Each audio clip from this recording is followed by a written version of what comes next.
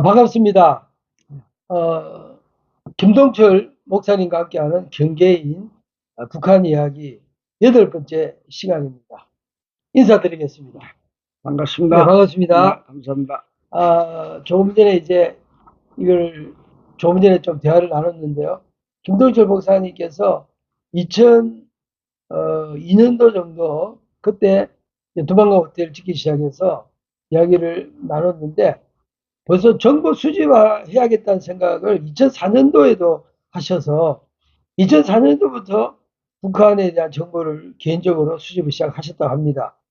그러니까 어떤 면에 보면은 김동철 박사님이 미국 정보기관과 접촉은 2014년도 정도 시작되는데 이미 북한에 들어가서 얼마 지나서부터 이 북한 사회의 폐쇄성이나 또 북한의 그 독특한 그런 것들 때문에 이 일반 세계에다 알려야겠다고 하는 그럼 이제 강한 어떤 그 마음을 느끼셨던 것 같아요.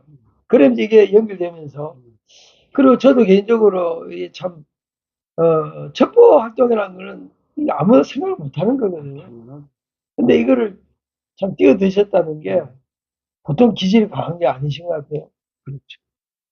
참, 네, 제가 여기 오늘의 주제는 미국 정보기관과 비밀 접촉입니다. 그리고 소제목을 제가 하나 읽겠습니다. 자발적 정보 수집입니다. 나는 처음부터 북한의 비밀 정보를 캐내기 위하여 활동한 것은 아니었다. 그러나 북한에서 다년간 사업과 자선활동을 통하여 북한 여러 계층의 사람들과 친밀한 관계를 유지할 수 있었으며 그런 이유로 꽤 고급스러운 비밀 정보들을 자연스럽게 입수할 기회가 많았다. 난 이러한 비밀 정보 수집에 이상하게도 관심과 열정이 솟아났다. 일단 북한에 대하여 뭔가를 제대로 알아야만 내가 북한에서 쉽게 활동할 수가 있었기에 눈에 보이는 겉모습만 보는 수박 그달기식 북한 생활은 싫었다.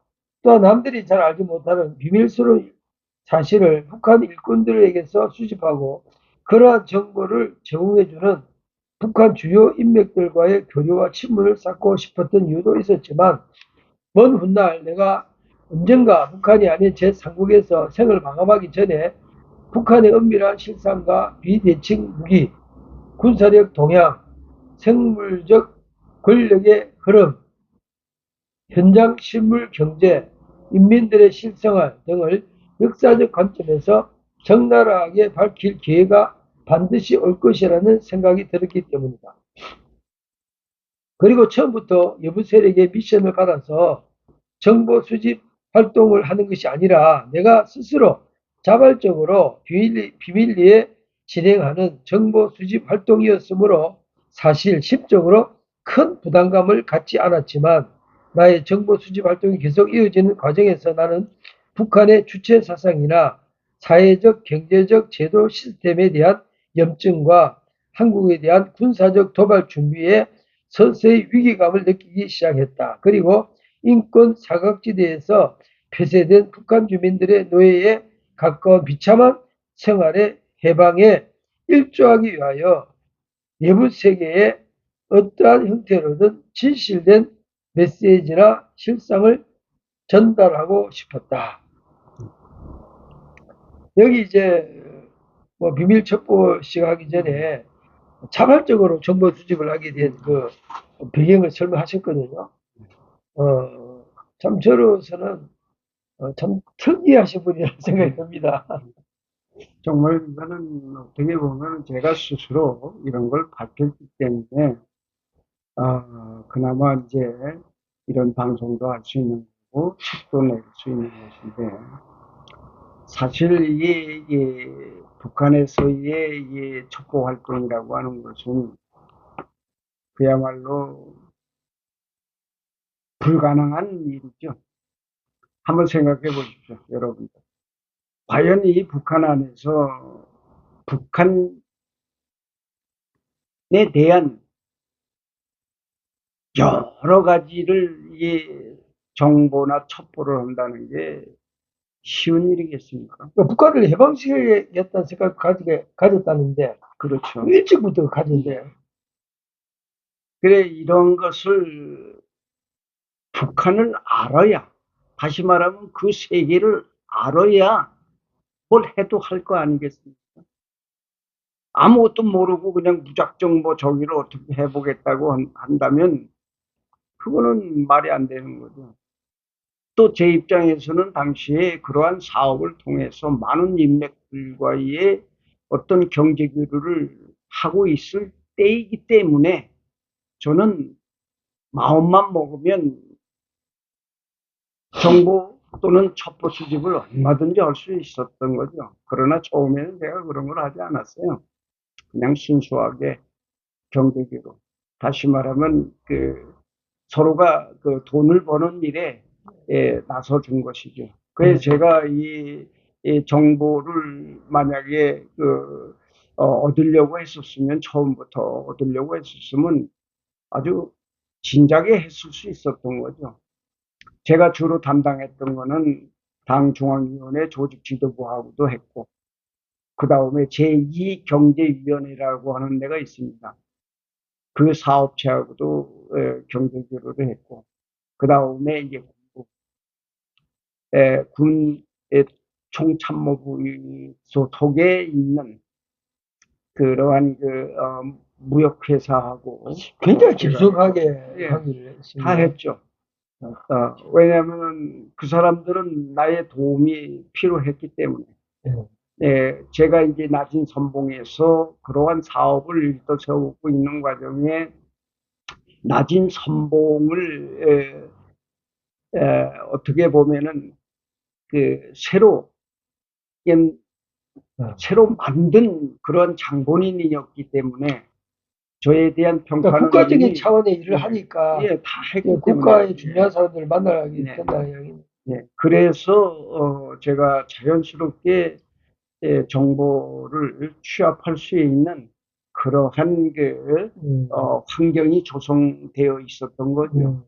그래서 이제 하나 두 개씩 이것저것을 처음에 이제 시작을 하다가 이제 미국 정보기관 CIA하고의 비밀 접촉이 있고 난 이후에서부터는 이제 본격적으로 북한 내부 동향에 대한 사찰을 제가 하게 된 것이고, 이때에 제가 했던 일들이 바로 핵무기와 관련되어 있는 것들 또는 군사 시설에 대한 것들, 두 번째는 과학자들, 세 번째는 지금 이러한 일들이 과연 어떻게 이루어지고 어디에 그러한 물질들이 어디에 여기에 저장되어 있는 것까지 제가 이제 거기까지 근데 이제 제가 파악하게 된 거죠. 제가 이제 호주에 한 10개월 갔다 온 적이 있거든요. 영어 공부 좀 한다고 가서 10개월 있다 왔는데 10개월 있는 동안에 지금 나도 뭐 애국자가 되더라고요. 해외에 있다 보니 우리나라가. 그런데 목사님이 미국에 계시면서 해외 생활을 하니까 국가적인 차원의 생각을 많이 하게 되는 것 같아요. 당연하죠. 그러니까 참 이게 해외 생활이 목사님이 북한에 대해서 그런 국가적인 생각을 하게 된 것도 미국의 시민권자로 미국에 오래 사셨기 때문에 그런 이게 국가적인 생각을 많이 하신 게 아닌가 이런 생각이 좀 들어요, 제가. 자, 그러면은 미국 첩보기관과 접선한 이야기입니다. 2012년 초에 김정은이 집권하면서부터 나에게 한국의 KBS, MBC, SBS, TV조선, 동아일보 등 기자들의 조용한 인터뷰 요청과 북한 관련 자료 제공 요청이 심심찮게 들어왔다. 일본의 NHK 방송 PD와의 경제 인터뷰를 통하여 일본 방송에서 나의 모자이크 처리한 얼굴과 변조된 음성으로 북한의 경제 상황이 보도되기도 했을 무렵이었다. 그러던 그의 어느 날 중국 연길에서 미국과 한국 국가 정보기관의 사람들과 접촉할 기회가 있었다. 물론 그들은 1대1 접촉 형식을 택하였고 처음부터 본인들의 신분을 밝히지는 않았다. 서너 차례의 만남은 서로 탐색전으로 끝났다. 2014년 초여름에 미국 정보기관의 한국 담당자로부터 한국으로의 초청을 받고 부산에 도착했다. 부산 모 호텔 룸 안에서 1대1로 마주 앉은 이수종 가명입니다. 이수정이라는 사람은 자기가 미국 첩보기관 한국 지부장이라고 처음으로 신분을 밝혔다. 김 선생님, 같은 미국 시민으로서 국가 안보를 위하여 뭔가를 해야 하지 않겠습니까? 중국 연길에서 세 차례 탐색전 이후 한국 부산에서 만난 이수정의 요청은 명확하고 직설적이었다. 나는 1차 부산에서 만나면서 이수정에게 즉시 대답을 하지 못했다. 그 다음날 나는 다시 중국으로 떠났고 그로부터 열흘 후에 또다시 부산에서 그를 만났다. 부산 해운대 모래사장의 바닷바람은 참 시원했다. 이수정과 나는 해운대 해변가 모래를 밟으면서 서로 별말이 없었다. 두 번째 부산에서의 만남에 응했던 내가 벌써 마음에 어떤 결심을 했으리라고 이수정은 짐작하고 있는 듯 했다. 지금 김 선생님의 위치가 굉장히 중요합니다. 미국인으로서 미국과 세계 평화를 위하여 도와주십시오. 당시 중국 내에서 미국이 필요로 하는 정보 수집 활동을 하는 조선족 교포 중국인들은 약간 있었지만 나처럼 미 국적을 가지고 있으며 한국 태생의 사람이 직접 북한 내에 사업체를 두고 북한 당국의 지대를 받으면서 북한 현지 거주증을 가지고 활동하는 사람은 나 이외에 거의 찾아볼 수가 없었기 때문에 나는 북한 첩보 활동의 최적 요소를 가지고 있었던 사람으로서 미국과 한국 정보기관의 섭외 1순위 타깃이 되었던 것 같았다. 이수정의 말을 듣고 나는 걸을 멈추고 뒤를 훌끗 돌아보았다. 내 뒤에는 아내와 어린 손자가 손을 잡고 모래사장 위에 발자국을 남기며 멀찍이 우리 뒤를 따라오고 있었다. 그들의 표정은 마냥 즐거웠고 행복한 모습이었다. 지금 김성태님의 위치가 굉장히 중요합니다. 미국인으로서 미국과 세계 평화를 위하여 도와주십시오. 당시 중국 내에서 미국이 필요로 하는 정보 수집 활동을 하는 조선족 교포 중국인들은 약간 있었지만 나처럼 미 국적을 가지고 있으며 한국 태생의 사람이 직접 북한 내에 사업체를 두고 북한 당국의 신뢰를 받으면서 북한 현지 거주증을 가지고 활동한 사람은 나 이외에 거의 찾아볼 수 없었기 때문에 나는 북한 첩보활동에 최적 요소를 가지고 있었던 사람으로서 미국과 한국 정보기관의 섭외 1순위 타깃이 되었던 것 같았다. 이수정의 말을 듣고 나는 걸음을 멈추고 뒤를 힐끗 돌아보았다. 내 뒤에는 아내와 어린 손자가 손을 잡고 모래사장 위에 발자국을 남기며 멀찍이 우리 뒤를 따라오고 있었다. 그들의 표정은 마냥 즐거웠고 행복한 모습이었다. 신변 보장과 비밀 보장은 걱정하지 마십시오. 저희들이 알아서 조치하겠습니다. 이수정의 말에 나는 나의 처와 손자, 그리고 자라나는 후손들의 행복한 세상, 그리고 북한 인민들의 처참한 생활이 서로 엇갈리면서 뇌리에 교차되었다.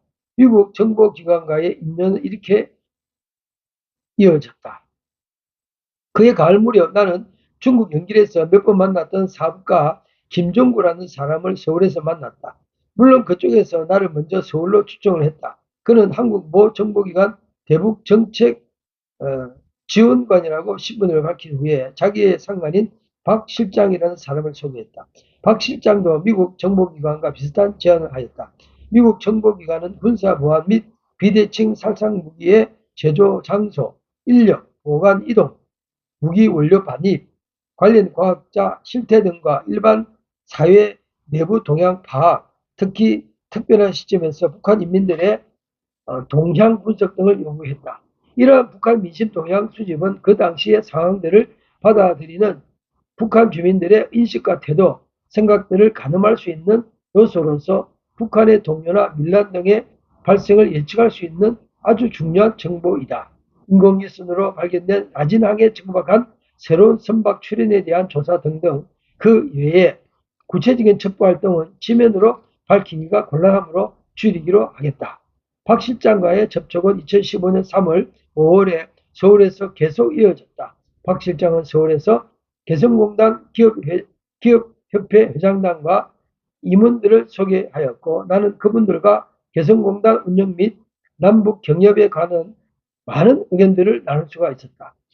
첩보 수집 활동에 동원되는 북한 정보원들은 철저하게 1대1로 점조직 방식으로 운영하여야만 비밀을 유지할 수 있다. 정보원들끼리 절대로 연기하거나 서로 접촉하게끔 해서는 안 된다. 특히 나는 나의 사랑하는 아내에게도 이러한 정보 수집이나 첩보 활동 등을 일체 비밀로 철저하게 숨겨왔다. 만약에 나의 비밀 첩보 활동을 나의 아내가 조금이라도 알게 된다면 나의 아내는 나와 공범이 되어버리고 행여 나의 활동이 북한 당국에 노출되었을 시 나의 아내까지 당연히 위험에 처하게 되기 때문이었다. 네, 이게 이제 목사님이 북한에 대한 갈등을 하는 와중에 이제 자발적 정보 수집도 하면서 미국 첩보기관과 접선한 이야기입니다. 근데 여기 접선하면서 굉장히 어려운 이제 정보 수집하는 내용, 굉장히 어려운 이 내용들이거든요. 이렇게 어려운 내용을 이렇게 간단한 것도 아니고 굉장히 구체적이고 굉장히 중요한 국가 기밀 이런 것들을 수집을 하기를 바라는데 이게 참 한 개인에게 있어서 너무 큰 부담스러운 요구였다 생각됩니다. 심적으로 정말 어떻게 보면은 도망가고 싶은 생각이죠. 응? 이거 왜냐면 보통 것도 아니고 이거는 굉장히 군사 고급 비밀인데 이거를 요구를 하면은 이제 이러한 것들에 대해서 저에게 이제 부탁을 하거나 그러한 임무를 나한테 맡기는 것은 자기네들도 어떻게 보면은 목적이 바로 그런 목적이니까 예, 단도직입적으로 자기들 그 목적을 얘기할 수밖에 없는 것이고 또 나는 그러한 목적을 들었을 때에는 개인적으로는 상당히 정말 두렵죠. 이거를 이제 내가 이제 본격적으로 해야 되는 그런 상황인데 그렇다면은 머릿속에 드라마 같은 생각들이 지나가는 거예요. 도대체 이걸 어떻게 내가 풀어서 어떻게 이걸 결말을 가져다가 일단은 이제 CIA나 국정원에서는 이거 할 수 있다라고 생각을 했다는 거잖아요. 그렇죠. 참. 예. 그거는 이제 이미 내가 처음부터 자발적으로 좀 정보 수집을 해놓은 것도 있고 또는 이제는 그만한 발판이 돼 있다 보니까 사실 내가 이제 마음만 먹으면 바로 더 깊은 곳으로 갈 수 있는 것이죠. 그때까지는 거기까지는 제가 손대지는 않았으니까. 그러나 이제 이 사람들과의 어떤 그런 접촉이 있고 난 후에 이 사람들의 확답을 받고 난 후에 제가 이제 본격적으로 이들이 원하는 그 일에만 집중해서 이제 첩보를 하게 된 거죠. 이럴 때 이제 내 첩보를 위해서 제 나름대로의 방안을 많이 세웠고 또 이 사람들에게서 첩보와 관련해서 교육을 제가 정신교육을 조금 받았습니다. 행동요령 같은 거 이런 것들을 내가 받았고 그래서 이제 그것을 이제 기반으로 해서 첩보 사업을 하게 될 때 제가 이제 북한에서 제 정보원들을 이제 만나는 이 작업이 상당히 쉽지 않습니다. 왜냐하면 CIA와는 공식적으로는 어떤 관계가 되는 거죠? 그러니까 이제 공작원이 된 거죠. 제가 이제 그때는 이제 비밀 첩보원이 된 거예요. 이게 대북 지역의 최고의 안테나가 된 겁니다. 그게 저를 이제 안테나라고 얘기를 한 거예요. 저도 그때 처음 알았어요. 이제 안테나라는 게 뭔지. 그래서 이제 유일하게 현지 북한 체제 땅에 발을 딛고 있는 유일한 안테나가 바로 나였죠.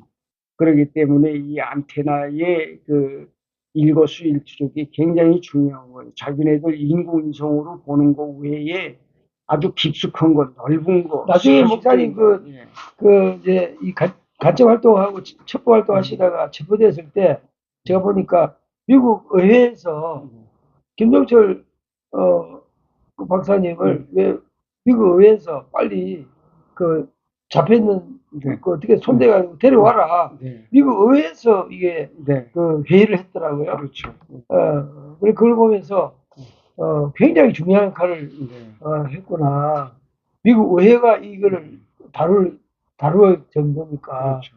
그 무슨 뭐 정보기관에서 다루는 게 끝나는 게 아니고, 야, 그래서 참 목사님이 참 아주 막 어떤 거에 보면은 좀 도저히 있을 수 없는 그런 그 속에 지금, 예, 참, 지금 그러한 정보 취지에 대한 그런 교육을 받고 제가 이제 본격적으로 조선에서 북한에서 사업을 하면서 제 정보 라인들을 이제 만들게 된 거죠. 이때 만들 때는 맨투맨 1대1로만 하는 거예요.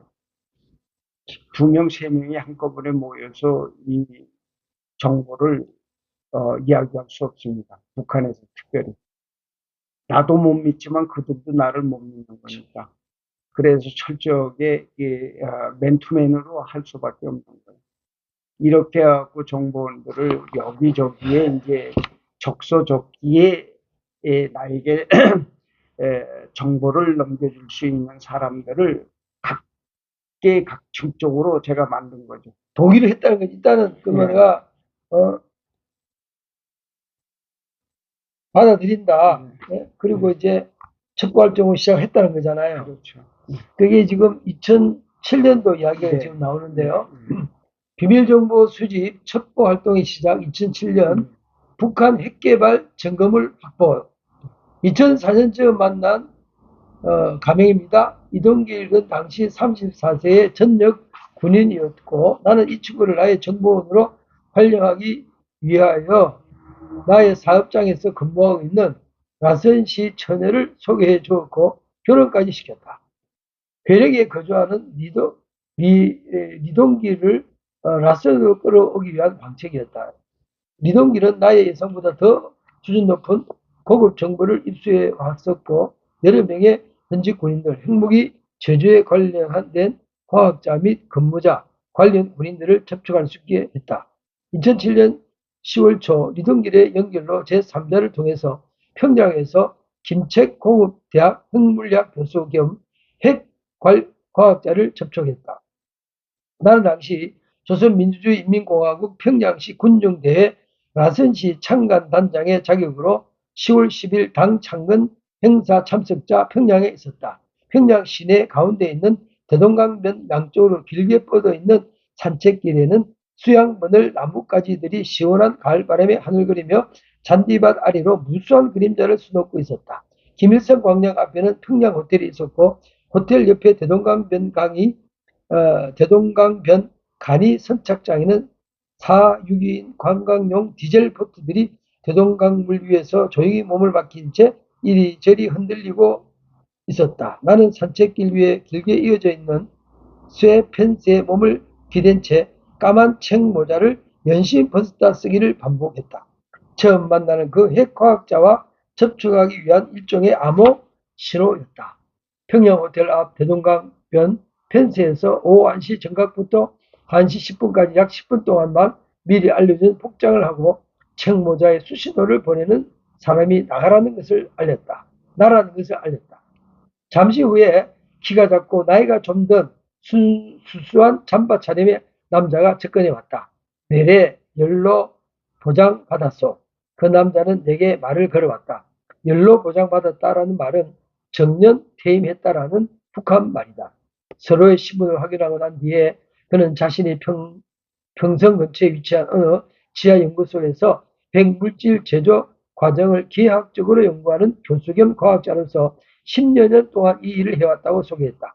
북한이 핵물질 제조 과정을 1990년대 후반부터 진행해 왔다는 말이었다. 김일성은 한국 김대중 대통령과의 2000년 남북 정상회담 하면서도 핵 제조 개발을 비밀리에 진행했었다는 셈이다.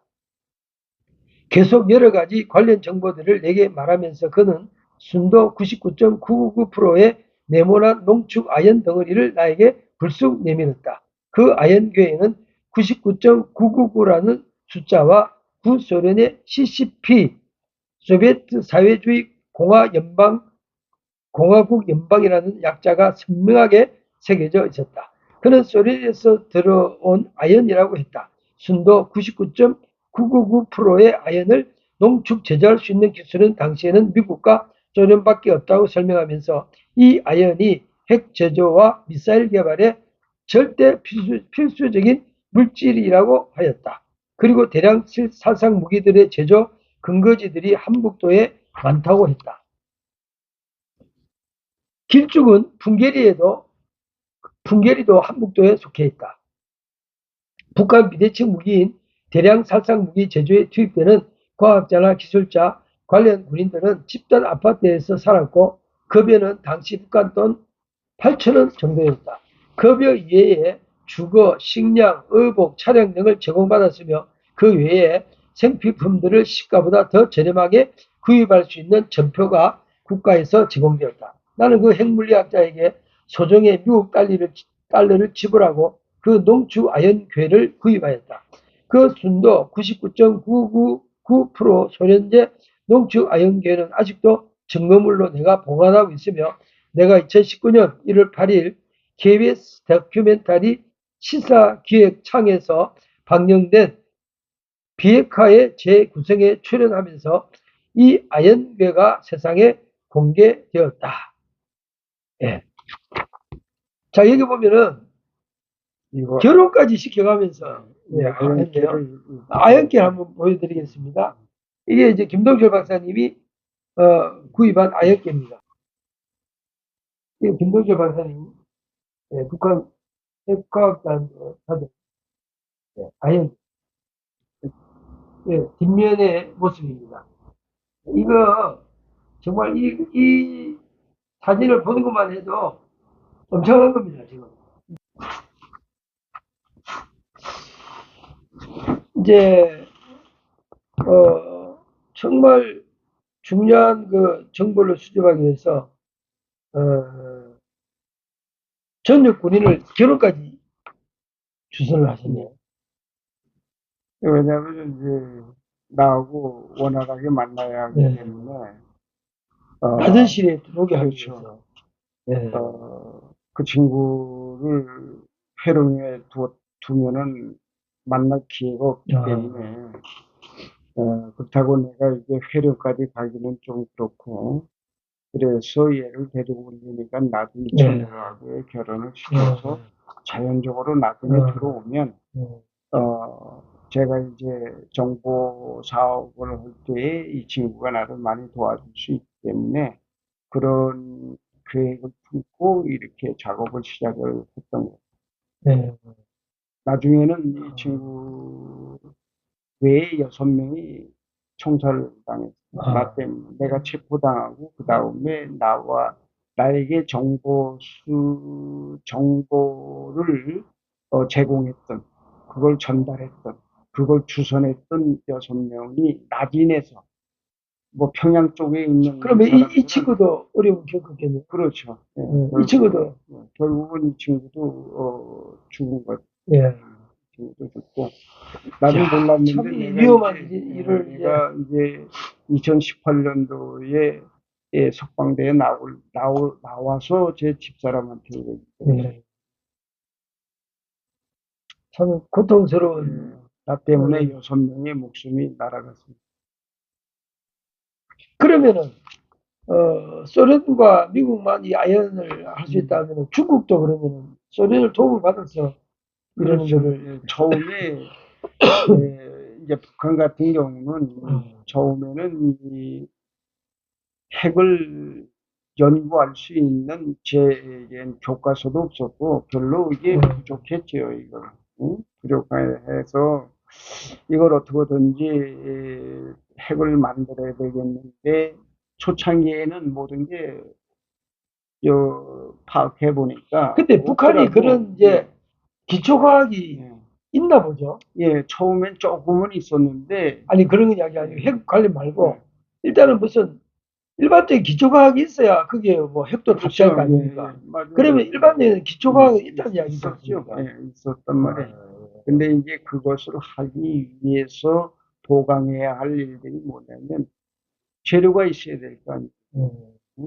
그 다음에 자기네들은 한 번도 그거를 만들어 본 역사가 없기 때문에 그걸 누군가로부터의 시연을 받아야 되기 때문에 그래서 얘네들이 주로 접촉했던 것은 러시아, 두 번째는 파키스탄, 그 다음에 이제 그 중동의 파키스탄도 핵을 가지고 있으니까.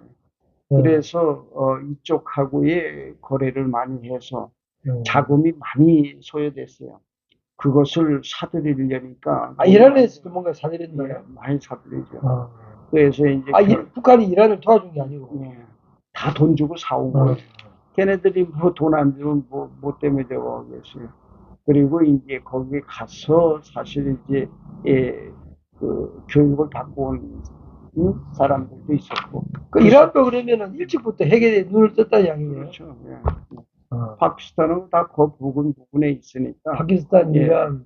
그리고 이제 러시아 쪽으로부터는 이제 기술 지원을 많이 받았죠. 기술 지원을 많이 받고. 파키스탄, 이란에서는 어떤 이제 자료, 그렇죠. 재료 같은 걸 이제 받아들이고 그걸 가지고 이제 그동안의 핵과 더불어서 이제 기술자들을 배양을 한 거죠. 그래서 그 배양된 소수 인원이 시작을 했던 거예요. 천천히 시작을 했지만은 완벽하게 뭐 이렇게 내놓을 만한 성과는 없었죠. 근데 이걸 하기 위해서 어마무시한 사람들이 동원이 된 거예요. 여기에. 우리가 생각하는 뭐 1, 200만 명이 아니고 대단히 많습니다. 거의 제가 그 애들한테 제가 정보를 받기는 약 한 4만 명 정도 된다 이렇게. 핵 폭탄을 둘러싸고 있는 핵 관련해서 탄도미사일부터 시작해서 그렇죠. 전부 전체 인원이 그만큼 소요됐다는 거예요. 근데 거기에는 실제 그 과학자들은 숫자가 적고 그 과학자들을 협력해주는 그 협력자들이 많이 있었다는 몇만 명이 된다는 거죠. 그게 돼야만이 뭘 일을 할 테니까. 그리고 그 소수 과학자 중에 한 분을 만나신 거예요. 그렇죠. 그래서 이제 그 사람에 의해서 실체를 제가 조금 더 파악을 했던 것이고, 그리고 이제 그 사람의 소개로 이제 또 다른 사람들을 만났을 때 이제 본격적으로 이제 그 핵에 대한 그 농축이라든지 또는 보유하고 있는, 다시 말하면 핵무기급으로 사용할 수 있는 부분들이 얼만큼 되었는가는 이제 또 다른 이제 정보를 통해서 알게 됩니다. 이게 이제 소주제가 5분 이내에 서울 전체가 사라질 수 있다. 이런 소주제를 들으셨어요. 나는 이동길이 모르는 별도의 라인을 가동하였다. 2012년에 만난 군인은 황해북도 황주군에 위치한 삭간몰 군사기지에서 근무하는 현역 군인이었다. 그는 그 당시 삭간몰에서 엄청난 무기들이 준비되고 있다고 말해주었고 그 무기는 주로 비대칭 무기들에 관한 것이었다. 그 비대칭 무기란 핵무기와 생화학 무기, 탄저균 같은 세균 무기에 관한 이야기였다. 특히 핵무기를 탑재할 수 있는 미사일 개발에 10년을 기울이고 있다고 전했다. 삭간몰에서 1메가톤짜리 핵탄두를 장착한 미사일을 발사하면 불과 4분 안에 서울에 떨어지며 서울 전체가 괴멸한다는 이야기도 해주었다. 북한에는 지금 이러한 땅굴 기지들이 8,200여 개 존재한다고 했다. 삭간몰 이외에 평안북도, 강선, 자강도, 풍화, 공작도 등 북한 전역으로 산재하에 있는 우라늄 농축 시설 미확인된 미사일 기지가 수도 없이 많으며 이러한 미사일 기지 여러 군데에서 핵탄두를 수십 개 장착하여 동시에 발사한다면 어느 나라라도 초토화할 수 있다는 말을 했다.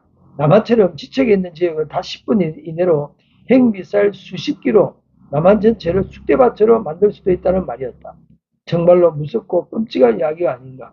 또한 평성 부근에는 화학공장, 비료공장 같은 명칭으로 VX, 사린가스 같은 명독성 생화학 무기와 탄저균 같은 생물 무기 등이 만들어지고 있다고 말했다. 탄저균 같은 치명적인 생물 무기 100kg 정도만 미사일에 장착하여 서울 상공에서 터뜨리면 서울 시민 300만 명 이상이 사망할 수 있는 실로 핵무기보다도 더 무서운 무기를 준비하고 있다는 정보를 주었다. 굳이 미사일이 아니더라도 북한의 휴전선 일대에 구축된 장사정포에 이런 생화학 무기, 생물 무기들을 장착하여서 발사하게 된다면 그야말로 서울은 아비규환이 될 것이 아닌가. 북한은 이미 시리아나 중동 국가에 생화학 무기를 비밀 판매하였다는 정보도 있다. 2013년에 시리아 내전에서 생화학 무기의 사용으로 민간인 1,300명이 순식간에 사망하였으며 아직도 북한은 여전히 반미 테러 단체나 국가에 생화학 무기를 판매할 우려가 굉장히 높다. 북한은 현재 이러한 생화학 생물 무기들이 5천 톤 이상 보유하고 있다고 한다. 나는 2012년 당시 북한이 이러한 비대칭 무기를 비밀리에 차근차근 준비하는 첩보를 수집하면서 머리털이 쭈삣하게 섰다. 이 외에 북한 비대칭 무기 제조 시설에 관하여서 많은 정보를 수집할 수가 있었으며 2020년까지 북한은 핵미사일을 100개 이상 개발 완성할 것이라고 들었다. 이에 대한민국은 이러한 북한의 비대칭 무기에 맞설 수 있는 특단의 준비를 해야 할 것이다. 그 밖에 내가 북한에서 17년간 사업하면서 수집한 첩보 활동의 방향은 북한 정권 붕괴 연구 방안, 수뇌부 접근 방식, 수뇌부 정책 방향과 실행 의지, 수뇌부 측근 인물들의 동향 조사, 북한 주민 민심 동향 조사 등이었다. 동영상은 주로 미국 첩보기관에서 제공받은 손목시계형 몰래카메라로 촬영 수집해 왔으며 그때 첩보활동한 정보와 동영상 일부는 아직도 보관 중이며 일부 동영상은 KBS 다큐멘터리 시사기획창 비핵화의 재구성 2019년 1월 8일 방영 편에 방송되기도 했다. 야, 이거 뭐 아주 뭐 심도 깊고 그냥 결정적인 그런 정보를 수집하고 연구를 하셨습니다.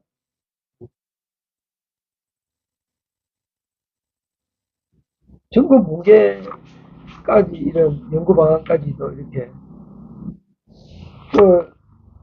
실제로 북한이 이런 뭐 핵무기, 생화학 무기, 탄두견 이런 막 비대칭 무기를 이렇게 잔뜩 가지고 있으면 우리나라 안보가 진짜 어떻게 됩니까?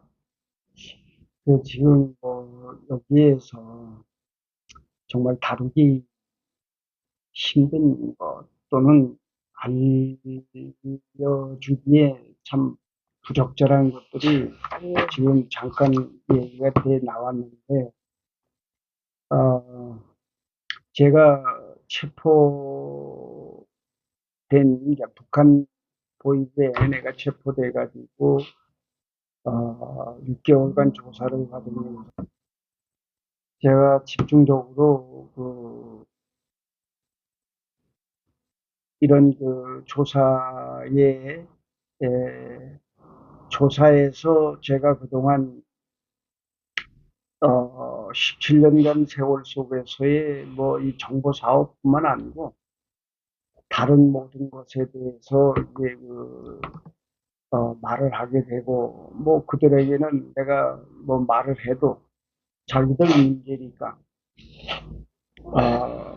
뭐, 사실 큰 부담은 없었습니다. 왜? 자기네들이 다 알고 있는 사실이었기 때문에. 그래서 내가 숨길 수 있는 것은 거의 없었고, 정말 숨긴다고 하면은, 가능하면은 외부 세력하고의 어떤 결탁이 있었다는 것을, 끝까지 제가 감췄어야 되는데, 제가 너무 고민에 시달리다 보니까 할 수 없이 이제 외부 세력과의 어떤 그런 결탁에 의한 수집을 이제 넘겨주는 비밀을 제공해주는 이것이 이제 큰 문제가 됐던 거죠.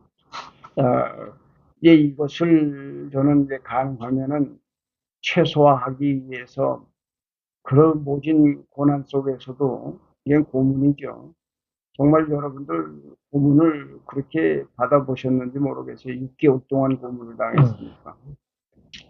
예, 예, 이런 속에서 나는 한편으로는 그냥 편하게 다 얘기를 하고 싶었던 거죠. 그래서 그동안 내가 했던 이야기들이 자기네들이 추적해서 가지고 있던 그 문건 속에 있었던 일들을 다 얘기하니까 그게 맞기 때문에 더 이상은 이제 고문은 가지 아니하고 대화로 이제 얘기를 하게 된 거죠. 이때 이제 제가 쭉 얘기를 했습니다.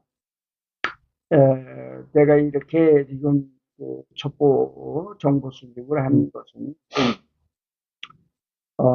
이 정보 수집을 통해서 내가 외부에다가 전달해 준 것도 있지만은 결과적으로는 나는 이 북한에서 벌어지고 있는 이 일들이 너무나도 끔찍스러운 일들이기 때문에 이것을 어떻게든지 좀 막았으면 하는 그런 생각이 있었고, 더 중요한 건 뭐냐면 생화학이라고 하는 그야말로 이건 무기가 아니잖아요. 네. 이건 어떤 무슨 뭐 총이 아니잖아요. 이거 뭐 성악 같은 경우는 무차별적이니까. 그렇죠. 그래서 뭐 대상이 없이 그냥 다 네. 죽이는 거 아니에요. 이건 북한은 절대로 이 사실에 대해서 숨길 수밖에 없고 드러낼 수도 없는 거예요. 그러나 이제 자기들 정권 자체가 위험에 빠지면 이것도 사용할 수 있는 거죠. 이 사실에 대해서 제가 이제 알려주었고, 사실 이게 북한에도 다른 건 모르는데 이 무기를 만들고 이 생화학 이런 것을 만드는 데는 아주 기가 막힙니다, 이 사람.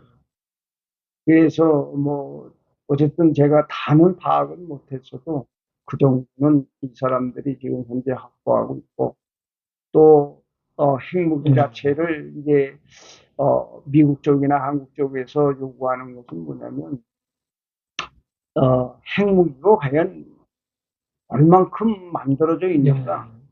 뭐 만드는 건 둘째 치고 어쨌든 만들어졌다고 하는, 다시 말하면 이게 군사용으로 활용할 수 있는 단계까지의 핵무기가 몇 개가 있는지를 궁금해했던 거죠. 그것은 제가 이제 첩보기관에 다 알려주었고, 그러나 이제 우리가 너무 북한에 대해서 뭐 다른 것들도 뭐 그 나름대로의 뭐 알려져 가지고 이렇게 저렇게 아는 것들도 있을 거예요. 그러나 이 무기 체계에 대해만큼, 특별히 이 살상 무기에 대해서만큼은 아직까지 얘기가 되진 않았을 거예요. 그런데 이제 특히 한국이나 미국 쪽에서 우려하는 것은 과연 저희가 핵무기를 만들긴 했는데 과연 몇 개가 있는지, 앞으로는 그러면 저들이 얼만큼의 핵무기를 만들어내서 가지고 있을 것인지에 대해서 이게 대단히 궁금한 거죠. 두 번째는 이제 이제 그렇다면 이 부분을 어떻게 미국 쪽에서는 해결을 해야 될 것인지에 대한 것은 나는 거기에 대해서 사실만 얘기해 줬을 뿐이지 그 후에 방법론에 대해서는 나는 모르는 거예요. 알려만 준 것이니까. 실제로 핵이 얼마나 있나요? 그러니까 지금 여기 이런 방송을 통해서 짧게 얘기해 드린다면 한국에서 말하고 있는, 또는 외부 세계에서 말하고 있는 핵무기에 대한 북한의 핵무기 양이 뭐 얼마큼이다라고 하잖아요. 대체 몇 개라고 얘기들 합니다. 그 말이 다 달라가지고 많이 달라서. 많이 있다고들, 어쨌든 숫자가 많이 있다고들 얘기해요. 그러나 이 사람들이 만든 시기가 90년대 이후부터 했어요. 그걸 한번 계산해 보자고. 그걸 계산해 보고, 또 김정일이가 있을 때까지만 해도 그런 어떤 기반은 닦아 있었지만 그때는 핵무기가 존재하지 않았단 말이에요. 이걸 알아야 돼요. 그리고 나서 이 핵무기라고 하는 이 괴물이 드러나게 된 때는 김정은 때에 드러난 거예요. 이걸 먼저 참고하고, 그리고 핵무기에 그 만든 양을 따져봐야 된다는. 예. 저는 그 핵무기와 관련돼 일했던 이 사람과의 그 관련 속에서 제가 많은 거는 못 알아봤지만은 최소한의 그 사람이 알고 있는 부분까지는 제가 충분히 습득을 했어요. 예. 그걸 기점으로 해서 생각해 보면은 지금 현재 북한이 가지고 있는 핵 자체는 10개 정도 될 겁니다. 예. 그게 지금 농축했다 하더라도 물론 플루토늄은 농축하기가 좀 어렵습니다. 과정이 복잡해요. 그냥 우라늄은 그렇지 않아요. 우라늄은 그냥 조그마한 사무실 안에서도 할 수 있어요. 우라늄은 빨라요. 처음에 이 사람들이 플루토늄을 낸 거죠. 러시아, 파키스탄 과학자를 데려다가 했을 때, 이때 했을 때가 그거예요. 플루토늄을 낸 거예요. 그러나 지금은 우라늄으로 대체하잖아요. 우라늄은 빨라요. 그렇기 때문에 우라늄을 지금 가지고 했다 하더라도 그렇게 핵무기 숫자가 많지 않다. 다시 말하면 핵무기급으로 만들 수 있는 농축이 아직 그렇게 많지 않다라는 거죠. 이걸 이제 농축이 커야 많아야 예를 들어서 뭐 몇십 톤 킬로, 뭐 최소한의 뭐 20톤 킬로 이상, 뭐 1톤 정도는 소용이죠. 1톤짜리는 소용이. 그러나 최소한으로 10짜리가 넘어가야 대형급 핵무기의 위력이 나타나는 거예요. 그걸 하려니까 이 농축이 얼만큼 생산되었느냐에 달려있는 거예요. 그래서 이제 뭐 지금은 좀 더 있을 수도 있겠죠. 시간이 이제 많이 흘렀기 때문에. 그러나 이제 이런 것들을 좀 우리가 잘 이해를 하고, 문제는 핵무기를 가졌다고 하는데 가장 큰 문제가 있는 거예요. 하나를 가졌든 두 개를 가졌든 가진 건 사실이니까. 그렇잖아요. 그러니까 가진 것을 어떻게 사용하지 못하도록 하겠느냐 하는 그러한 그 외교술이 예술적으로 이루어져야 근데 된다. 이게 지금 이제 이런 이제 비대칭 무기들을 땅굴에다 다 이제 지하 땅굴에다 넣었다는 이야기인데 여기 보면은 목사님 말씀에 8,200개 땅굴 속에 이걸 지하 그렇죠. 이걸 어떻게 찾아내서 어떻게 처리를 합니까? 그러니까 거기에 이 북한은 다른 거는 참 어떻게 그 실력이 없어도 이 땅굴 파는 데는 실력이 최고로 좋아요. 그것도 무슨 우리처럼 뭐 큰 뭐 굴 뚫는 뭐 이런 게 있는 것도 아닌데 이 사람들은 그렇게 하는 거예요. 스위스에서 이게 돌리면서 땅 파는 이런 기계 도입했다는 말도 들었는데. 네, 그런 거 지금은 있을 거예요. 그전에는 내가 있을 때는 없었거든요. 예. 그래서 이 사람들이 이제 그것을 이렇게 뭐라 그럴까, 이게 저장소로 지금 활용을 하잖아요. 왜냐하면 그게 외부의 어떤 물리적 어떤 그 충격에 의해서 이게 파괴되면 자기네 쓸 수가 없으니까 그것을 보호하기 위해서 이게 땅굴 속으로 전부 드러나는데 야, 문제는 근데 말이 8,200개 지금 네. 어마어마한. 그렇죠. 이게 문제는 뭐예요? 이게 오래되면 풍화작용이 생긴단 말이에요. 그렇죠. 이게 이 자체가 그러기 때문에 그게 이게 문제가 돼서 이렇게 좀 보관 장소를 넓게 가지고서 많은 곳에다 이걸 해놓는 거예요. 자기들도 위험하니까. 그렇죠. 왜냐하면 이걸 계속 갖고 있으면 이게 어떤 공기 산소에 의해서 서로의 반응이 있어가지고 이 쇠물질 같은 게 이게 부식이 되잖아요. 근데 그런 것을 좀 방지를 하기 위해서 아마 그 전력이 거기에 다 쏟아넣기 때문에 북한 전 지역에 전력이 없는 거예요. 그러니까 북한에 무슨 아파트도 그렇고 그렇죠. 일반 뭐 이런데 일반 가정이나 이런데 전기가 모자란 이유 중에 한 개도 된다 이야기네요. 최우선적으로 군에다가 모든 전력을 쏟아놓으니까. 이게 왜냐면은 그 전기를 생산하는 이 수단 자체가 다 옛날 거고 한정돼 있단 말이에요. 그런데다가 뭐 풍족하게 전기를 다 쓸 수 없잖아요. 그러니까 그걸 잘라서 이쪽 군부 쪽으로 전부 돌려놓는 거죠. 그러다 보니까 전력이 이렇게 모자랄 수밖에 없고, 당연히 또 모자르다고 불평하는 사람은 없어. 그러려니 하고 사는 거예요. 그러니까 거기는 뭐 TV 볼 수 있는 시간이 뭐 길어봐야 1시간, 길어봐야 1시간. 북한 정권이 이게 붕괴될 수 있나요? 붕괴, 붕괴 연구 방안까지도 엄청난 그 지적인 붕괴를 하려면 이건 외부의 어떤 그 충격이 아니고서는 이 자체가 무너지기는 힘듭니다. 그런데 이제 그걸 무너지게 할 수 있는 방안을 내가 찾은 것이죠. 찾고 이러한 방안에 의해서 북한을 이렇게 다스려 가야 한다라고 하는 거죠. 왜냐하면 북한 사람이라고 하는 것은 뭐 여 한국에도 북한 사람들이 나와 있지만은, 근데 목사님처럼 이런 위험한 작업한 사람을 살려서 내보낸 게 참 신기합니다. 그건 원래 나를 내보내면 안 됐죠. 야, 참. 그러나 나오신 것도 기적이네. 트럼프하고의 협상 중에서 안 내볼 수가 없으니까 이제 보내게 된 거죠. 응? 북한 정권 붕괴 연구 방안까지. 그러니까 이게 이제 앞으로는 제가 해야 할 말들이 바로 이 부분이에요. 그 전에는 뭐 거기에 무기가 어쩌고 저쩌고 이건 다 둘째 문제고, 중요하게는 지금 현재 이 북한 정권을 어떻게 하면은 주민과의 어떤 달리 생각하면서 이거를 붕괴를 해결할 수 있겠는가 하는 문제를 이제 우리가 심도 있게 이야기를 해야 되는 것이죠. 저는 현장에서 이걸 봤고 현장에서 이걸 연구했던 사람이기 때문에 바깥쪽에서의 그 북한에 대한 붕괴 연구를 어떻게 했는지 난 모르겠어요.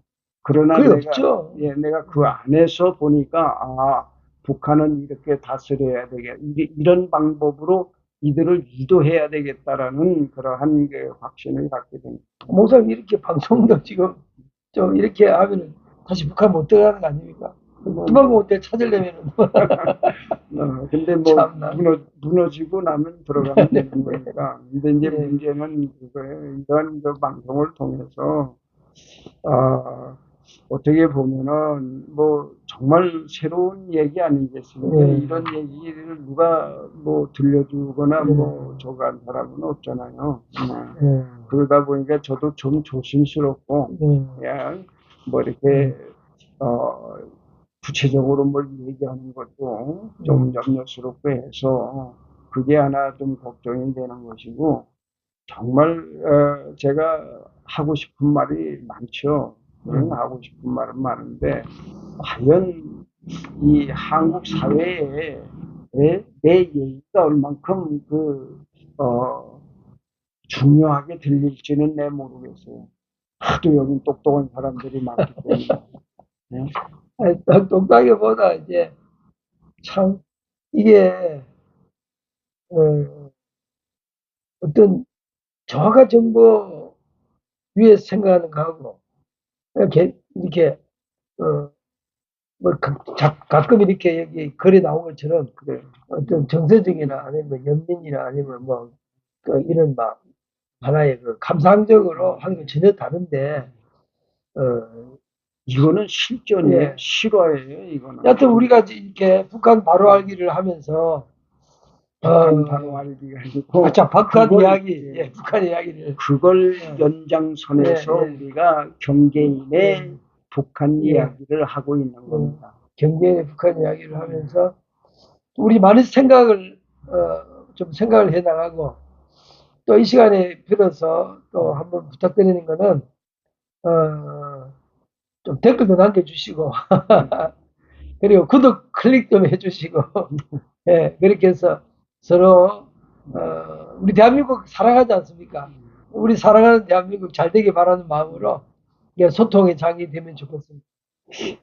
저는 뭐 이렇게 이러한 그 실화적인 인물이다 보니까 사실은 내가 겪은 일을 뭐 얼굴이 보여지지 않는 그러한 어떤 그 네. 페이지, 네. 종이로 이렇게 나가는 건 상관이 없어요. 근데 이제 제가 실제로 얼굴을 내밀고 실화에 기반으로 해서 당사자가 이렇게 얘기를 하고 있는 거에 대해서 어떻게 보면은 정말 하기 싫습니다, 이런. 예. 그리고 제가 여기 한국에서 태어났지만 여기서 조금 살다가 미국 가서 성장했고 또 미국에서 또 중국으로 갔고 중국에서 또 북한으로 갔고 나는 4개국을 경계로 해서 산 인물이 되다 보니까 정말 할 말은 많습니다. 그리고 이제 제가 저는 목회자이기 때문에 성경을 많이 읽습니다. 성경 읽어보면은 이사야, 예레미야 이런 선지자들 이야기가 많이 나오는데 그 선지자들의 특징이 뭐냐면요. 이 국제 관계를 잘 알아요. 그리고 국제 관계 속에서 이스라엘이 어떻게 될 건가를 내다보고 이렇거든요. 그래서 김동철 박사님 같은 경우는 방금 말씀한 것처럼 한국인이면서 미국 시민권자면서 중국에서 사시고 북한에서 사시고 이런 국제적인 많은 그 경험이 있으시기 때문에 오늘날 우리 대한민국의 미래를 위해서 김동철 박사님의 지식과 경험이 저희들에게 절실히 필요하다고 저는 믿습니다. 다시 한번 인사드리고 여덟 번째 김동철 박사님과 함께하는 경계인의 북한 이야기 여덟 번째 시간을 마치겠습니다. 인사드리겠습니다. 네, 감사합니다.